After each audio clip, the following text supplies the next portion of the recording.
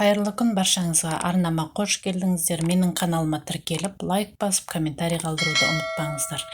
Бүгін қамыры өте жүп-жұмсақ болып пісетін пицца дайындайтын боламыз. Ол үшін бізге қаймақ, майонез, жұмыртқа, разрыхитель және ұнды қосып, барлығын араластырып, сұйықтау масса дайындайтын боламыз. Кішкене тұз саламыз.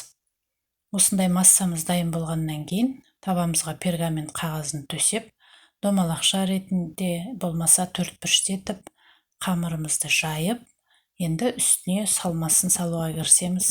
Әркімнің өзінің қалауы бойынша мен колбаса мен сыр салып, және осындай тұздалған қияр салдым.